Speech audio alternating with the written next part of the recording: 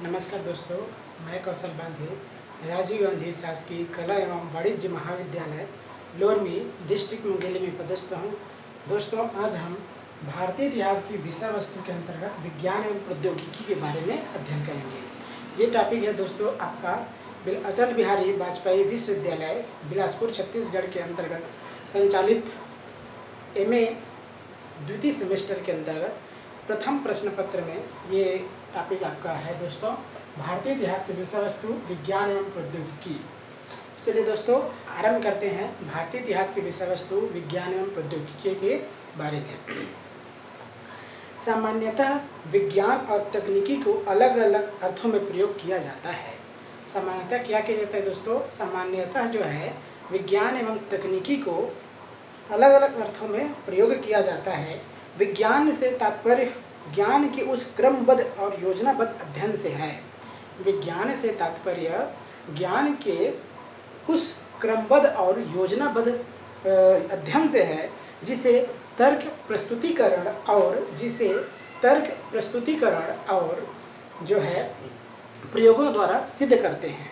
और तकनीकी का तकनीकी का अर्थ है विज्ञान के ज्ञान का उचित प्रस्तुतिकरण है। और तकनीकी का अर्थ क्या है? विज्ञान के ज्ञान का उचित प्रस्तुतिकरण है। इसमें विज्ञान में क्या होता है दोस्तों?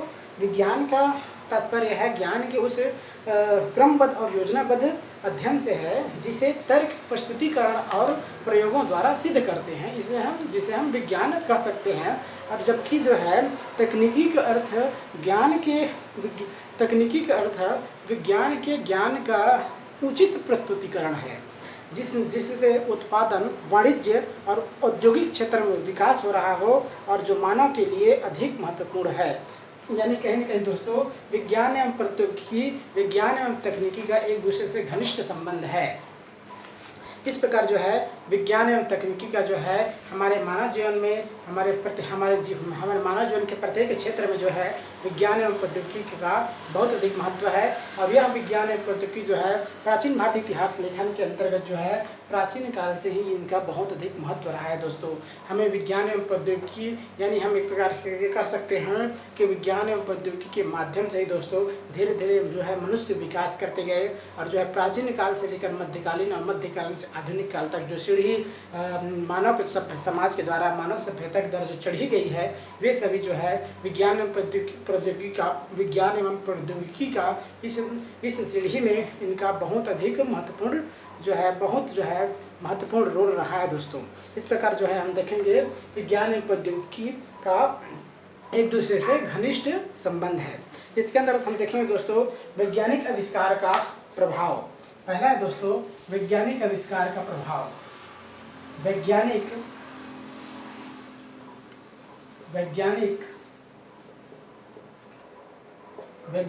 आविष्कार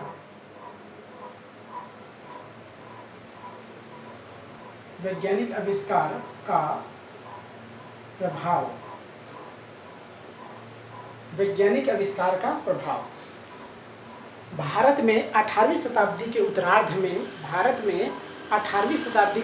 में होने वाले वैज्ञानिक आविष्कारों के फलस्वरूप मशीनी युग का आरंभ हुआ। क्या हुआ दोस्तों? भारत में 18वीं शताब्दी के उत्तरार्ध में होने वाले वैज्ञानिक आविष्कारों के फलस्वरूप क्या हुआ? भारत में मशीनी युग का प्रारंभ हुआ। इसका यह तात्पर्य कदाचित नहीं है कि हमारे देश में इससे पूर्व विज्ञान और तकनीकी से लोगों को कोई लगाव नहीं था। यदि ऐसी वाली बात नहीं थी दोस्तों। वास्तव में इस काल में जो बहुत अधिक आविष्कार हुए भी उनका कोई लाभ हमारे देशवासियों द्वारा नहीं उठाया जा सका। अतः विज्ञान व तकनीकी से लोग अनभिज्ञ बने रहे। इससे क्या हुआ दोस्तों? वैज्ञानिक आविष्कारों का प्रभाव। उसके बाद क्या हुआ? भारत में जो वैज्ञानिक आविष्कार जो हुए वे भारत में मुख्य रूप से 18वीं शताब्दी के उत्तरार्ध में जो वैज्ञानिक प्रयोग किए गए, भारत में 18वीं शताब्दी के उत्तरार्ध में जो वैज्ञानिक प्रयोग किए गए, इससे जो है हमारे देश में मशीनी युग का सूत्रपात हुआ। यानी इसके मशीनी युग का सूत्रपात हुआ, यानी हम ये कह सकते हैं कि 18वीं शताब्दी के उत्तरार्ध में हमारे देश में मशीनी युग का सूत्रपात हुआ वैज्ञानिक आविष्कारों के फलस्वरूप। लेकिन इसका तात्पर्य ये नहीं है कि इससे पहले हमारे देश में वैज्ञानिक आविष्कार नहीं हुए थे, विज्ञान और तकनीकी का प्रयोग जो है लोग करना नहीं जानते थे। इसका ये मतलब नहीं है दोस्तों, उस समय भी थे, लेकिन जो है व्यापक स्तर पर जो विशेष अनुसंधान, वैज्ञानिक जो अनुसंधान किए गए, ये 18वीं शताब्दी के उत्तरार्ध में जब किए गए तो इसका प्रभाव भारत पर भी पड़ा। और जो है लेकिन यद्यपि लेकिन उस समय अगर हम स्थिति को देखें, जो वैज्ञानिक जो है आविष्कार के अगर प्रभाव के रूप में अगर भारत में देखें तो ये वैज्ञानिक आविष्कार तो किए गए, लेकिन इसका प्रभाव जो है भारत में बहुत कम पड़ा दोस्तों। वे इसका भरपूर फायदा नहीं उठा पाए। क्या? वे जो इसका भरपूर फायदा नहीं उठा पाए। अगला है दोस्तों आपका भवन निर्माण एवं मूर्तिकला में योगदान। अगला है भवन निर्माण एवं मूर्तिकला में योगदान। दूसरा दोस्तों आपका भवन निर्माण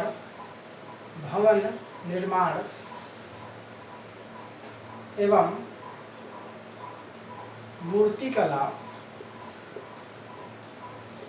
मूर्तिकला में योगदान। भवन निर्माण एवं मूर्तिकला में योगदान। प्राचीन काल के आरंभ से ही हम विशाल भवनों के निर्माण और मूर्तिकला के श्रेष्ठ नमूनों के आधार पर यह स्वीकार कर सकते हैं कि उस समय भवन निर्माण की तकनीकी निश्चित रूप से विकसित थी। भवन निर्माण एवं मूर्तिकला में योगदान। अगर हम देखें दोस्तों कि भारत में भवन निर्माण एवं मूर्तिकला के योगदान के संबंध में अगर प्राचीन काल की बात करें तो सिंधु घाटी सभ्यता या हड़प्पा सभ्यता से ही हमें भवन निर्माण एवं मूर्तिकला के निर्माण के बारे में जानकारी प्राप्त होती है, क्योंकि हड़प्पा सभ्यता एक निगरी सभ्यता थी और यहाँ जो है हमें विकसित सभ्यता देखने को मिलती है। और यहाँ धातु कला एवं मूर्तिकला के क्षेत्र में यहाँ विशेष उन्नति की गई थी। यहाँ मुख्य रूप से अगर हम भवन निर्माण के बारे में देखें तो यहाँ 2 मंजिला, 4 मंजिला, 6 मंजिला और जो है ये मंजिल के जो है हमें घर जो है भवन जो है देखने को उस काल में, जिस समय जो है हड़प्पा सभ्यता, जिसे हड़प्पा सभ्यता या सिंधु घाटी सभ्यता कहते हैं, उस समय में हमें देखने को मिलती है। यानी इस कहने का मतलब यह है दोस्तों कि अगर हम प्राचीन काल से आरंभ से ही हम विशाल भवनों के निर्माण और मूर्तिकला के श्रेष्ठ नमूनों के आधार पर हम यह स्वीकार कर सकते हैं कि उस समय भवन निर्माण की तकनीकी निश्चित रूप से विकसित थी।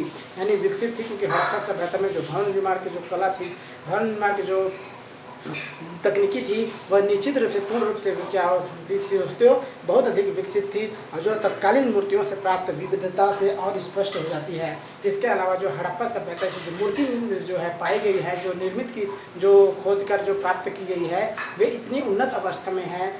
परिणाम स्वरूप हम ये कह सकते हैं कि हड़प्पा सभ्यता से जो या प्राचीन समय से जो मूर्तियाँ प्राप्त हुई है उनमें जो है विविधता एवं कलात्मकता बहुत अधिक है। इस प्रकार हम कह सकते हैं कि उस समय जो प्राचीन समय में भी भवन निर्माण एवं मूर्तिकला क्षेत्र में बहुत अधिक विकसित, बहुत अधिक प्रयास किया गया था और उस समय जो है इस क्षेत्र से संबंधित जो विकास बहुत अधिक हुआ था। सम्राट अशोक के काल में अगर हम देखें दोस्तों, सम्राट अशोक के काल में यांत्रिकी के विकसित रूप का भी वर्णन उपलब्ध होता है। जो सम्राट अशोक थे दोस्तों, जो मौर्य काल से संबंधित थे, जो मौर्य काल के प्रमुख जो सम्राट हुए हैं, वो सम्राट अशोक के काल में हमें यांत्रिकी के विकसित रूप का उल्लेख हमें मिलता है। अशोक के स्तूप और गुफाएं मौर्य काल की अभियांत्रिक उपलब्धि का प्रबल साक्ष्य है। जो मौर्य काल के अंतर्गत जो है, जो अशोक के जो स्तूप मिले हैं, जो स्तंभ मिले हैं, जो आपका मौर्यकालीन जो गुफाएं मिले हैं, ये जो विकसित अवस्था में दोस्तों, इस प्रकार ये अभियांत्रिक उपलब्धि का जो है साक्ष्य है, प्रबल साक्ष्य है। प्रत्येक स्तंभ की लंबाई 50 से 60 फुट और वजन अनुमानतः जो है 50 टन है। यानी कहीं न कहीं दोस्तों अगर हम देखें मौर्य काल के अंतर्गत गुप्त काल की अशोक की जो स्तूप हैं, जो आपका स्तंभ है और जो गुप्त मौर्यकालीन गुफाएं हैं उनमें जो है हमें विकसित अवस्था में देखने को मिलती है। और जो इनकी स्तंभ है वो लगभग जो है 50 से 60 फुट है। और वजन अगर हम देखें तो 50 टन है, जिन्हें बड़ी बड़ी चट्टानों से काट कर बनाया गया था। यानी इस प्रकार हम कह सकते हैं कि मौर्यकाल में कितनी कारीगरी से जो है भवन निर्माण की जो है विविधता हमें देखने को मिलती है। इन भारी भरकम स्तंभों को एक स्थान से दूसरे स्थान पर ले जाना भी कुशल इंजीनियरों के अभाव में कदाचित संभव नहीं था। अगर हम इस प्रकार के अगर सोचें दोस्तों, प्राचीन समय में ही मौर्यकाल में ही उतनी भारी भरकम जो है भवन निर्माण की गई थी। यानी भारी भरकम जो है स्तंभों को एक स्थान से दूसरे स्थान में ले जाया गया था। तो इसको ले जाने के लिए एक कुशल इंजीनियर के द्वारा ही ये जो है इसको ले जाया जा सकता है, अन्यथा नहीं। इस प्रकार हम कह सकते हैं कि उस काल में भी कुशल इंजीनियर रहे होंगे, जिन्होंने इतनी विस्तृत रूप से एवं जो व्यवस्थित जो है भवन निर्माण को आधारशिला भवन निर्माण की उनके द्वारा आधारशिला रखी गई। साथ ही चट्टानों को काटकर बनाए गए गुहा गृह एवं गुफाओं के निर्माण से भी तत्कालीन विज्ञान और तकनीकी के विकासशील रूप का स्पष्ट जो है दिग्दर्शन होता है। अगर हम देखें दोस्तों कि जो चट्टानों को काटकर जो गुफा बनाए गए हैं, चट्टानों को काट करके जो गुफा बनाई गई है, जो गुफा गृह एवं गुफाओं का जो निर्माण किए गए हैं, उसमें हमें तत्कालीन तकनीकी और प्रौद्योगिकी तत्कालीन विज्ञान और प्रौद्योगिकी के विकसित रूप का हमें जो है जानकारी प्राप्त होती है। क्योंकि इनके द्वारा जो मौर्य काल तो अगर हम प्राचीन काल की बात देखें दोस्तों, तो भवन निर्माण एवं मूर्तिकला के क्षेत्र में प्राचीन काल में ही हमें विज्ञान एवं प्रौद्योगिकी के माध्यम से भवन निर्माण आपका मूर्तिकला के निर्माण की गई। इस प्रकार हम कह सकते हैं कि इस समय जो है इनका भवन निर्माण मूर्तिकला के क्षेत्र में विज्ञान एवं प्रौद्योगिकी का बहुत विकसित प्रयोग किया गया था दोस्तों। अब इनके द्वारा जो मुख्य रूप से अगर हम देखें मौर्यकाल के जो गुफाएं हैं, मौर्यकाल के जो स्तूप, अशोक के जो स्तूप हैं, गुफाएं हैं, जो मौर्यकाल जो आपका स्तंभ है, गुप्तकाल अशोक का जो स्तंभ है, इसमें हमें विकसित जो है इस धातु विकसित जो है विज्ञान में तकनीकी के प्रयोग करने का साक्ष्य जो हमें मिलता है। अगला दोस्तों पालिश कला का प्रयोग। अगला है आपका पालिश कला का प्रयोग।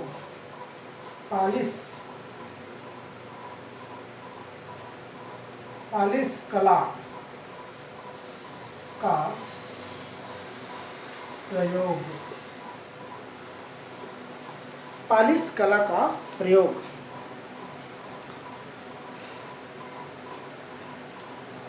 पालिश कला का प्रयोग मौर्यकालीन गुफाएं और अन्य कलाकृतियों पर पालिश भी की जाती थी। अगर हम देखें कि मौर्यकालीन गुफाएं जो मौर्यकालीन गुफाएं हैं दोस्तों और अन्य कलाकृतियां हैं, उन पर जो है पालिश यानी रंग भी चढ़ाई जाती थी।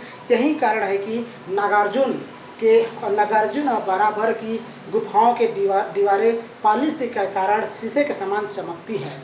अगर हम प्राचीन काल की जो पालिश कला का प्रयोग के बारे में अगर हम अध्ययन करें, अगर हम हम अध्ययन करें, तो इससे स्पष्ट रूप से हमें ये पता चलता है दोस्तों कि नागार्जुन और बराबर की गुफाओं की दीवारें जो है पालिश के कारण जो है शीशे के समान जो है वर्तमान समय में भी चमकती है। डॉक्टर स्मिथ ने इस पालिश कला की अत्यंत प्रशंसा की है। जो एक इतिहासकार है दोस्तों डॉक्टर स्मिथ, इसने प्राचीन काल के जो है पालिश कला की अत्यंत प्रशंसा की है और इसे आधुनिक विज्ञान और तकनीकी के शक्ति से परे बताया है।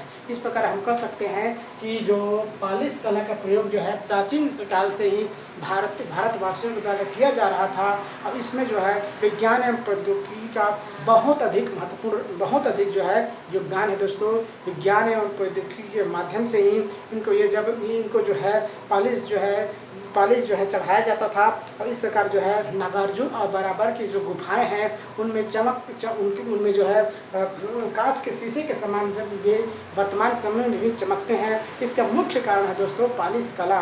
तो इनमें जो है इतनी जो है सफाई से, इतनी जो है करीने के साथ पालिश चढ़ाया गया है कि वे शीशे के समान जो है चमकती है। इस प्रकार जो है डॉक्टर स्मिथ ने इस पालिश कला की प्राचीन समय की पालिश कला की अत्यधिक प्रशंसा की है एवं जो कला है उसको विज्ञान एवं प्रौद्योगिकी से भी परे इन्होंने बताया है। अगला है दोस्तों गुप्त काल में कला एवं तकनीकी का विकास। चौथा है गुप्त काल में गुप्त काल में कला एवं गुप्त काल में कला एवं तकनीकी का विकास, तकनीकी का विकास। गुप्त काल में कला एवं तकनीकी का विकास। गुप्त काल में कला एवं तकनीकी विकास। गुप्त शासकों के काल में भी और साहित्य के साथ विज्ञान के क्षेत्र में भी प्रगति हुई। क्या हुआ दोस्तों, गुप्त काल में हमें गुप्त काल में कला एवं विज्ञान का तकनीकी का विकास। गुप्त काल में क्या हुआ दोस्तों, गुप्त काल को शासन काल को यानी क्या कहते हैं, समुद्रगुप्त। गुप्त काल के शासक थे समुद्रगुप्त। इसके शासन काल को हम कह सकते हैं गुप्त काल का स्वर्ण युग। यानी अब हम इस काल विशेष को, अगर हम किसी काल विशेष को यानी मुख्य रूप से गुप्त काल से संबंधित इस गुप्त काल को अगर हम स्वर्ण युग कर सकते हैं तो दोस्तों इससे यही पता चलता है कि गुप्त काल में चहुमुखी उन्नति हुई होगी और प्रत्येक क्षेत्र में जो है विकसित सभ्यता विकसित अवस्था में देखने को विकसित अवस्था में ये सभ्यता रही होगी। इसी कारण जो है गुप्त काल को हम क्या कहते हैं, स्वर्ण युग कहते हैं। गुप्त काल का, समुद्रगुप्त के शासन काल को गुप्त काल का स्वर्ण युग कहते हैं। यानी इसमें यही है दोस्तों कि गुप्त शासकों के काल में केवल साहित्य ही विकास नहीं हुआ बल्कि विज्ञान के क्षेत्र में भी पर्याप्त उन्नति हुई। इस युग का सबसे महान वैज्ञानिक आर्यभट्ट था। अगर हम गुप्त काल की बात करें तो गुप्त काल के सबसे जो है महान वैज्ञानिक थे वह आर्यभट्ट था, जिसने अनेक वैज्ञानिक सिद्धांतों का आविष्कार किया था। किसने? इस युग का सबसे महान वैज्ञानिक आर्यभट्ट था, जिसने अनेक वैज्ञानिक साधनों का आविष्कार किया था। जैसे पृथ्वी अपनी धुरी पर घूमती है। क्या दोस्तों? जैसे पृथ्वी अपनी धुरी पर घूमती है तथा चंद्रमा की छाया पृथ्वी पड़ने से ग्रहण होता है।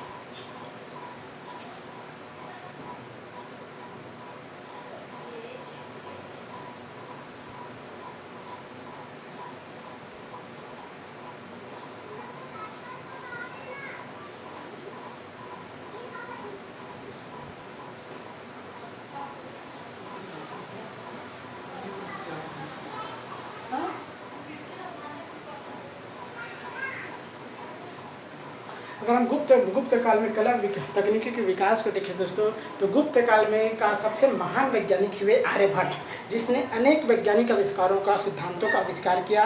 जैसे पृथ्वी जो है अपनी धुरी पर घूमती है, जैसे पृथ्वी जो है अपनी धुरी पर घूमती है तथा चंद्रमा की छाया पृथ्वी पर पड़ने से ग्रहण होता है। उनका कहना था दोस्तों, गुप्त काल के एक महान वैज्ञानिक जो है आपका आर्यभट्ट का कहना था कि पृथ्वी अपनी धुरी पर घूमती है।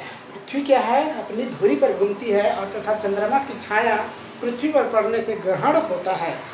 इसके अलावा इन्होंने दशमलव प्रणाली भी आर्यभट्ट का आविष्कार है। दशमलव प्रणाली भी दोस्तों आर्यभट्ट का आविष्कार है, जो वर्तमान में विज्ञान के आधारभूत सिद्धांत जो है स्वीकार किए जाते हैं। यानी दशमलव प्रणाली भी आर्यभट्ट का आविष्कार है, जो वर्तमान में विज्ञान के आधारभूत सिद्धांत स्वीकार किए जाते हैं।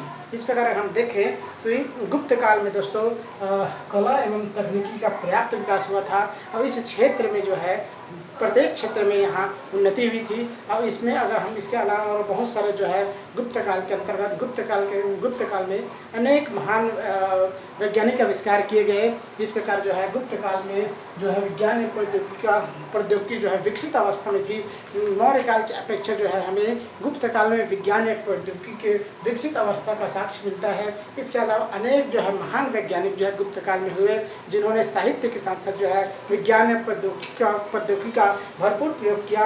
उन्होंने अनेक सिद्धांत जो है इसके गुप्त काल में दिए, जो वर्तमान समय में भी प्रासंगिक है, जो वर्तमान समय में भी इसे जो है पढ़ा जाता है। अगला है दोस्तों आपका अन्य वैज्ञानिकों का योगदान। पांचवा है दोस्तों अन्य वैज्ञानिकों का योगदान। अन्य वैज्ञानिकों का योगदान।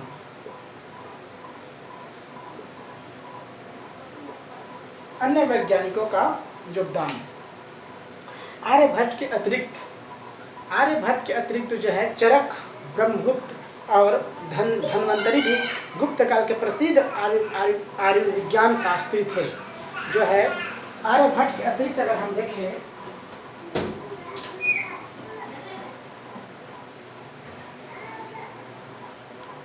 अगर हम आर्यभट्ट के अतिरिक्त जो है हम चरक, ब्रह्मगुप्त और धन्वंतरी भी गुप्त काल के प्रसिद्ध आर्य विज्ञान शास्त्री थे।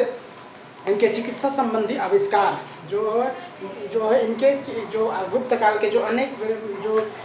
के जो वैज्ञानिक थे, इनके चिकित्सा संबंधी आविष्कार और मान्यताएं आज भी जो है भारत ही नहीं वरन संपूर्ण विश्व के देशों में भी चिकित्सा विज्ञान के लिए उपयोगी मानी जाती है। अतः स्पष्ट है कि प्राचीन भारत में विज्ञान और तकनीकी प्रगति की ओर उन्मुख थी। यानी हम ये कह सकते हैं कि प्राचीन काल में भी जो विज्ञान एवं प्रौद्योगिकी थी वे उन्नत अवस्था में थी और जो है उन्नत अवस्था में थी। इस प्रकार दोस्तों अगर हम देखें कि अन्य वैज्ञानिकों के योगदान में मुख्य रूप से आपका आएगा आपका आर्यभट्ट के अतिरिक्त चरक, ब्रह्मगुप्त और धन्वंतरी। इन्होंने जो है चिकित्सा के साथ साथ जो है अनेक आविष्कार किए जो आज भी जो है भारत ही नहीं वरन संपूर्ण विश्व में उनकी चिकित्सा पद्धति को स्वीकार की जाती है। इस प्रकार जो है अगर हम देख सकते हैं कि प्राचीन काल में ही भारत में विज्ञान प्रौद्योगिकी कितनी विकसित अवस्था में थी। अगला दोस्तों मध्यकाल में विज्ञान एवं तकनीकी। ये जो था दोस्तों प्राचीन काल में भारतीय इतिहास के अगर हम देखें तो प्राचीन काल में विज्ञान एवं प्रौद्योगिकी थे। अगला है आपका मध्य युग में विज्ञान एवं प्रौद्योगिकी। छठवां है मध्य युग में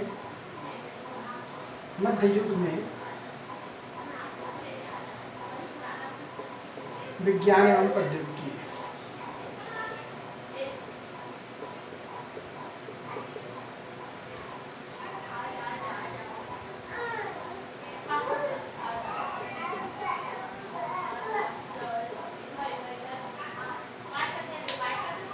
मध्यकाल में विज्ञान एवं प्रौद्योगिकी। मध्यकाल में अपने व्यक्तिगत आविष्कारों और लाभ के साथ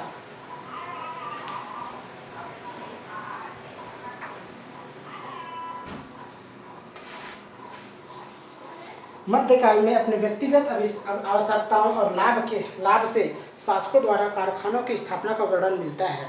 मध्य युग में क्या मिलता है दोस्तों? अपनी व्यक्तिगत आवश्यकताओं, मध्य युग में अपनी व्यक्तिगत आवश्यकताओं और लाभ से शासकों द्वारा कारखानों की स्थापना का वर्णन मिलता है जिसमें बड़ी संख्या में श्रमिक कार्य किया करते थे। अतः स्पष्ट है कि इस युग में भी विज्ञान एवं प्रौद्योगिकी विज्ञान एवं तकनीकी प्रगति की ओर उन्मुख थी। विज्ञान एवं प्रौद्योगिकी जो तकनीकी है वह प्रगति की ओर उन्मुख थी। इस क्षेत्र में मशीनीकरण की आवश्यकता को शायद इसलिए अनुभव नहीं किया गया क्योंकि भारत में श्रमिक सरलता से उपलब्ध हो जाते थे।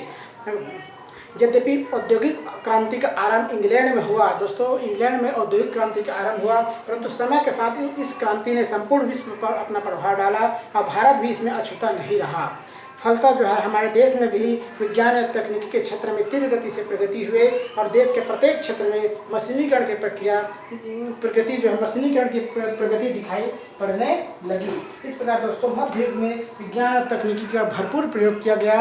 अब इस प्रकार मध्य युग में जो विज्ञान और प्रौद्योगिकी का जो प्रयोग किया गया है वे सराहनीय हैं। इसमें अगर हम देखें तो मध्य युग में अगर हम मुख्य रूप से देखें जो मध्य युग में दोस्तों आपका औद्योगिक क्रांति आई।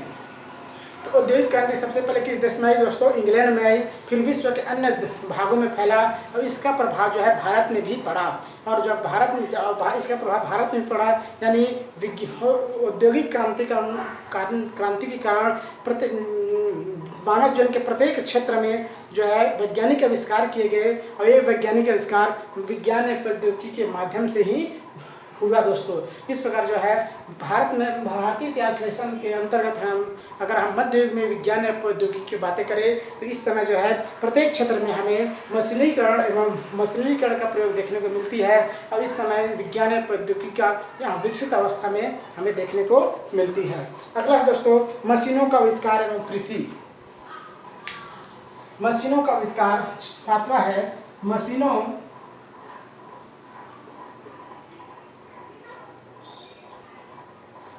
का आविष्कार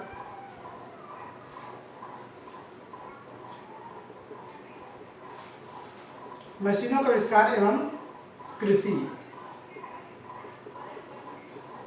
मशीनों का आविष्कार एवं कृषि। सर्वप्रथम वैज्ञानिक क्षेत्र में होने वाले प्रगति का प्रभाव भारतीय कृषि पर पड़ा। अगर हम मशीनों का आविष्कार एवं कृषि, तो सर्वप्रथम वैज्ञानिक क्षेत्र में होने वाले प्रगति का प्रभाव भारतीय कृषि पर पड़ा और इस कार्य में विभिन्न मशीनों का प्रयोग किए जाने लगा। दोस्तों, जो भारत में जो औद्योगिक क्रांति आई, विश्व में औद्योगिक क्रांति आई, उसका प्रभाव इंग्लैंड में आई, इसका प्रभाव भारत में भी पड़ा। और भारत में भी जो है नवीन आविष्कार, जो नवीन यंत्रों का आविष्कार की गई और प्रत्येक क्षेत्र में नवीन यंत्रों का आविष्कार की गई। कृषि के क्षेत्र में भी नवीन आविष्कार किए गए और सबसे अधिक इन वैज्ञानिक प्रगति का सबसे अधिक प्रभाव, अगर सबसे पहले प्रभाव अगर पड़ा तो कृषि के क्षेत्र में पड़ा, कृषि के क्षेत्र में ही पड़ा। और जो है कृषि के क्षेत्र में पड़ने के बाद परिणाम स्वरूप क्या हुआ, कृषि के क्षेत्र में जो है कृषि में नवीन मशीनों का प्रयोग किया जाने लगा। अब तक जो कार्य श्रमिकों के द्वारा हाथ से किया जाता था, इससे पहले के जो कार्य श्रमिकों के हाथ से किया जाता था, अब उसे मशीनी उपकरणों से किए जाने से उत्पादन में बहुत अधिक वृद्धि हुई और समय भी क्या हुआ, बचत हुई। इस प्रकार हम देखें दोस्तों कि मशीनों का आविष्कार एवं कृषि के अंदर हम देखें तो उस समय औद्योगिक क्रांति आई। तो औद्योगिक क्रांति आने के बाद जो है इसका सबसे अधिक प्रभाव जो है, जब जो औद्योगिक क्रांति आने के बाद मशीनों का आविष्कार हुई, इन मशीनों का आविष्कार होने के बाद इसका सबसे अधिक प्रभाव जो है, प्रथम अगर हम प्रभाव के रूप में देखें तो कृषि के अंतर्गत ही इसका प्रभाव पड़ा। और जब कृषि में नवीन मशीनों का प्रयोग किया गया, इससे पहले जो काम श्रमिकों के द्वारा जो है हाथों से की जाती थी, अब वही काम जो है मशीनों के द्वारा किया गया और कुछ ही घंटों में कर दिया गया। परिणाम स्वरूप जो उत्पादन में बहुत अधिक वृद्धि जो है मशीनों के द्वारा प्रयोग किया जाने लगा, जिससे क्या हुआ, कृषि क्षेत्र में उत्पादन में बहुत अधिक वृद्धि हुई और समय भी क्या हुआ, बचत हुई। कालांतर में मशीनों के संचालन हेतु विद्युत का प्रयोग किए जाने से उद्योगों की तीव्र गति से विकास हुआ। कालांतर में क्या हुआ दोस्तों, धीरे धीरे जो है मशीनों का आविष्कार होने के साथ साथ जो है धीरे धीरे जो है बिजली का भी प्रयोग किया जाने लगा। मशीनों में बिजली का भी प्रयोग किया जाने लगा और धीरे धीरे जब मशीनों में बिजली का प्रयोग किया गया तो धीरे धीरे उद्योगों का भी विकास जो हुआ और जो है तीव्र गति से जो है इसके बाद कालांतर में तीव्र गति से औद्योगिक विकास हुआ। कृषि के विकास के कारण जो है परिवहन व्यवस्था में भी सुधार आया दोस्तों। जैसे जैसे कृषि उत्पाद में वृद्धि हुई, जैसे जैसे कृषि में मशीनों का आविष्कार हुआ और मशीनों का प्रयोग करने के कारण कृषि उत्पादन बढ़ा। परिणाम स्वरूप उनको दूसरे जगह निर्यात करने के लिए उनको यातायात की भी आवश्यकता पड़ी। परिणाम स्वरूप परिवहन व्यवस्था का भी विकास हुआ और भारत में आवश्यकताओं की पूर्ति के लिए कुछ कारखाने भी स्थापित जो है किए गए। और इस प्रकार दोस्तों जो है मशीनों का आविष्कार के फलस्वरूप जो है कुछ भारत में जब ये कुछ जो भारत में जिस वस्तु की आवश्यकता जिस भारत में आवश्यकताओं की पूर्ति के लिए क्या हुआ, धीरे धीरे जो है कारखाने भी स्थापित की गई। इस प्रकार जो है मशीनों का आविष्कार के सबसे अधिक अगर हम प्रभाव देखें, यानी औद्योगिक क्रांति का सबसे अधिक प्रभाव देखें, यानी मशीनों का आविष्कार का सबसे अधिक प्रभाव देखें, तो हम जो कह सकते हैं कि कृषि के क्षेत्र में हुआ था और कृषि में मशीनों का प्रयोग होने के कारण उत्पादन में वृद्धि हुई और उत्पादन वृद्धि होने के कारण जो है धीरे धीरे जो है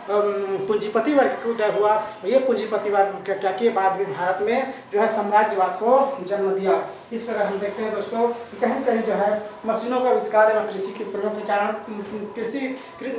मशीनों के आविष्कार में विज्ञान एवं प्रौद्योगिकी का बहुत अधिक महत्व रहा है। अगला दोस्तों भारतीय चिंतन का वैज्ञानिक प्रभाव। 8वां है भारतीय चिंतन का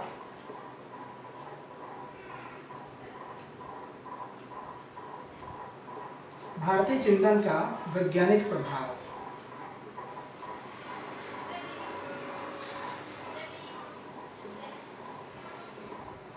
भारतीय चिंतन का वैज्ञानिक प्रभाव।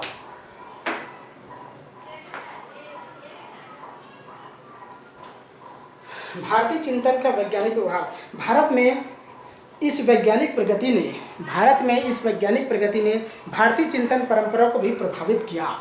क्या हुआ दोस्तों, भारत में इस वैज्ञानिक प्रगति ने भारतीय चिंतन परंपरा को भी प्रभावित किया, जिसकी प्रमुख विशेषताएं थी तर्क और विज्ञान में विश्वास। जिसके प्रमुख विशेषता क्या हुआ दोस्तों, तर्क एवं विज्ञान में विश्वास मानवतावाद एवं मानव की प्रगति करने की क्षमता में आस्था। अब मनुष्य केवल उन्हीं चीज़ों पर विश्वास करने लगे। अब क्या हुआ दोस्तों, जब मशीनों का आविष्कार हुआ तो भारतीय चिंतन का भी क्या हुआ, भारतीय चिंतन पर भी इस मशीनों का यंत्रों का प्रभाव पड़ा और वे अब क्या हो गए, तर्क और विज्ञान में विश्वास करने लग गए। मानवतावाद एवं मानव के प्रति, मानव में प्रगति करने की क्षमता में आस्था भी आया। इसके अलावा अब मनुष्य केवल उन्हीं चीज़ों पर विश्वास करने लगे जिसे तर्क की कसौटी पर कसा जा सके। यानी अब दोस्तों क्या हुआ, औद्योगिक क्रांति आई तो जब पुनर्जागरण आया, तो दोस्तों फिर से लोगों में जब जागरण, फिर से लोग क्या हुए, अब जो है उनमें तर्क और क्षमता में वृद्धि हुई। वे अब किसी भी बात को जो है तर्क की कसौटी पर कसने के बाद ही उस पर जो है विश्वास करने लगे। यानी कहीं न कहीं वैज्ञानिक दृष्टि से उस बातों को वे क्या करते थे, निरीक्षण करते थे, परीक्षण करते थे, उसके बाद ही किसी भी बात पर वे विश्वास करते थे और जिसका वैज्ञानिक पद्धति से परीक्षण किया जा सके। साथ ही वे किसी भी चीज़ का क्या करते थे, वैज्ञानिक पद्धति से उनका परीक्षण किया करते थे। साथ ही विज्ञान की प्रगति के कारण लोगों में यह विश्वास दृढ़ होने लगा था कि समाजों में भी समय के साथ परिवर्तन होना चाहिए। उनका धीरे धीरे उनमें ये विश्वास, ये बात जो है सामने आने लगी दोस्तों कि समाज में भी मशीनों की तरह जो है समाज में भी परिवर्तन होना चाहिए। इस प्रकार जो है भारतीय चिंतन का वैज्ञानिक प्रभाव, कहीं कहीं दोस्तों भारतीय चिंतन पर वैज्ञानिक उन्नति का, वैज्ञानिक आविष्कारों का, विज्ञान एवं प्रौद्योगिकी का बहुत अधिक प्रभाव पड़ा। क्योंकि वे अब जो है किसी भी बात को, जो भारतीय चिंतक होते थे, किसी भी बात को, कोई भी चिंतक ऐसे यूँ ही अपनी बातों को नहीं रख सकते थे। उनको सबसे पहले वैज्ञानिक परीक्षण किया जाता था, उनको तर्क की कसौटी पर कसा जाता था, उसके बाद ही किसी भी बात को जो है स्वीकार किया जाता था। इस प्रकार भारतीय चिंतन पर भी जो है विज्ञान और प्रौद्योगिकी का बहुत अधिक प्रभाव पड़ा। अगला दोस्तों आपका ब्रिटिश युग में धीमी गति। नवा है ब्रिटिश युग में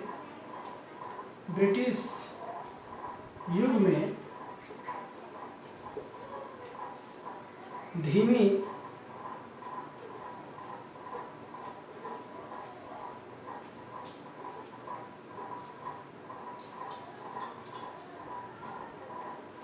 ब्रिटिश युग में धीमी गति। भारत में ब्रिटिश शासन की स्थापना के बाद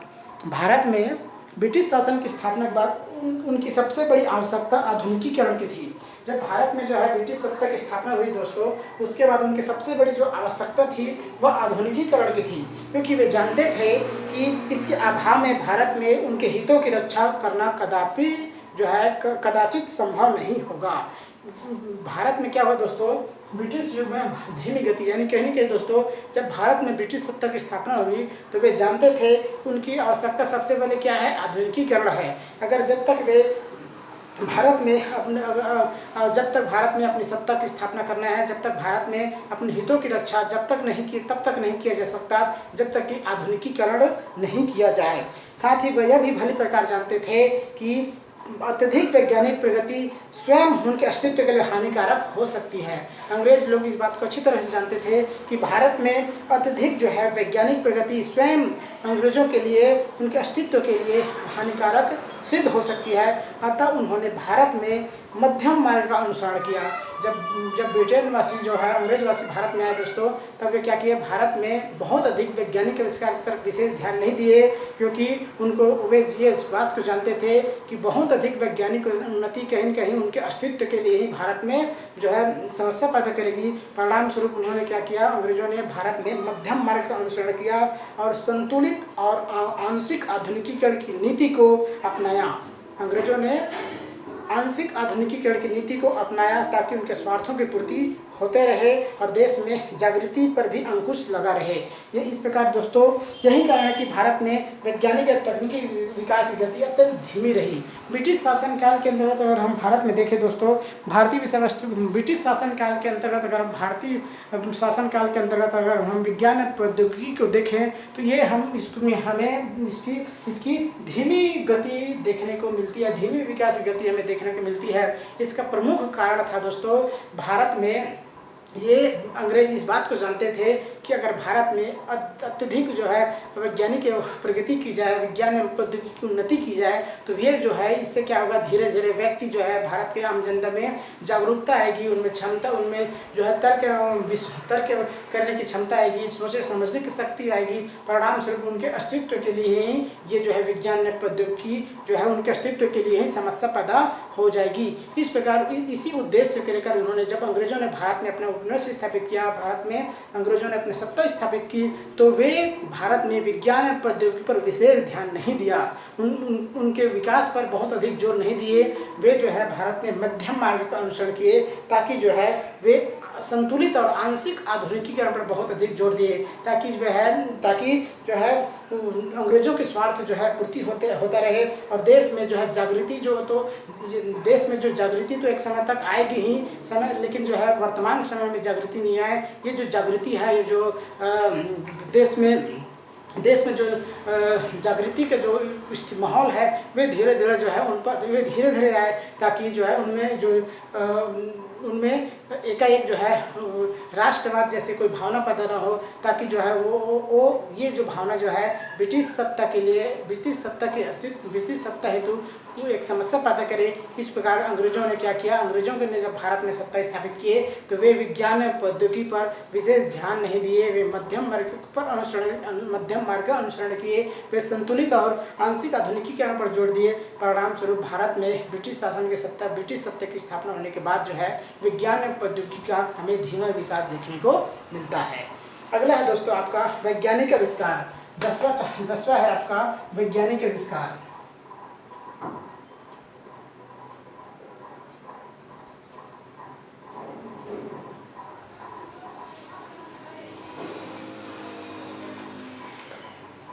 वस्तुतः वैज्ञानिक आविष्कार उपलब्धियों की मानव मात्र के लिए वस्तुतः जो है वैज्ञानिक आविष्कार और उपलब्धियों की मानव मात्र के हित के लिए प्रयोग करने की योग्यता ही तकनीकी अथवा प्रौद्योगिकी कही जाती है। अगर हम आविष्कार के अंतर्गत देखें तो वस्तुतः वैज्ञानिक आविष्कार और उपलब्धियों की मानव मात्र के हित के लिए प्रयोग करने की योग्यता ही तकनीकी अथवा प्रौद्योगिकी कही जाती है। किसी भी देश की समृद्धि का आधार भी तकनीकी विकास ही होता है। अगर हम देखें दोस्तों वैज्ञानिक आविष्कार के अंतर्गत, तो भारतीय इतिहास के अंतर्गत जो है विज्ञान और प्रौद्योगिकी का बहुत अधिक महत्व रहा है, और जो है अगर किसी भी देश में अगर विज्ञान या तकनीकी का विकास होगा, तो जो है वो मानव हित के लिए बहुत अनुकूल होता है। और हम ये कह सकते हैं कि जिस देश में विज्ञान या प्रौद्योगिकी का जितना अधिक विकास होगा, वह देश उतनी ही विकसित देश कही जाएगी। यानी उस देश की समृद्धि जो है, अगर हम किसी भी देश की अगर स्थिति को देखें, तो किसी भी देश की समृद्धि, उनकी शक्ति जो है विज्ञान या प्रौद्योगिकी पर ही वर्तमान समय में निर्भर है। इस प्रकार दोस्तों ये जो है भारतीय इतिहास की विषय वस्तु के अंतर्गत विज्ञान या प्रौद्योगिकी का जो है ये आपका विज्ञान और प्रौद्योगिकी का ये पहला वीडियो आपका कंप्लीट हुआ। इसमें हमने दोस्तों विज्ञान और प्रौद्योगिकी के अंतर्गत 10 जो है पॉइंट का हम विस्तृत रूप से अध्ययन किए हैं। उनमें हम पहला है वैज्ञानिक आविष्कार का प्रभाव, भवन निर्माण एवं मूर्तिकला में योगदान, पालिश कला का प्रयोग, गुप्त काल में कला एवं तकनीक का विकास, 5वां दोस्तों अन्य वैज्ञानिकों का योगदान, 6वां दोस्तों मध्य युग में विज्ञान एवं प्रौद्योगिकी, 7वां है मशीनों का आविष्कार एवं कृषि, 8वां है भारतीय चिंतन का वैज्ञानिक प्रभाव, 9वां है दोस्तों ब्रिटिश युग में धीमी प्रगति, और 10वां है वैज्ञानिक आविष्कार। इस प्रकार दोस्तों भारतीय इतिहास की विषय वस्तु के अंतर्गत विज्ञान एवं प्रौद्योगिकी का बहुत अधिक महत्व रहा है। और भारत में अगर भारत की स्थिति के बारे में देखें, तो भारतीय इतिहास के अंतर्गत जो 3 प्रमुख काल है, जो 3 काल है दोस्तों, प्राचीन काल, मध्यकाल एवं आधुनिक काल, इन तीनों कालों में हमें अगर भारत की स्थिति के बारे में देखें, भारत में विज्ञान एवं प्रौद्योगिकी के बारे में देखें, तो भारत में विज्ञान एवं प्रौद्योगिकी का बहुत अधिक प्राचीन काल से ही विकसित अवस्था में हमें देखने को मिलती है। क्योंकि इसका साक्ष्य हमें सबसे पहले हड़प्पा सभ्यता या सिंधु घाटी सभ्यता में भी हमें देखने को मिल जाती है। इस प्रकार दोस्तों जो विज्ञान एवं प्रौद्योगिकी है, वह भारत में प्राचीन काल से ही विकसित अवस्था में विद्यमान रही है। इस प्रकार दोस्तों ये जो पहला वीडियो आपका कंप्लीट हुआ।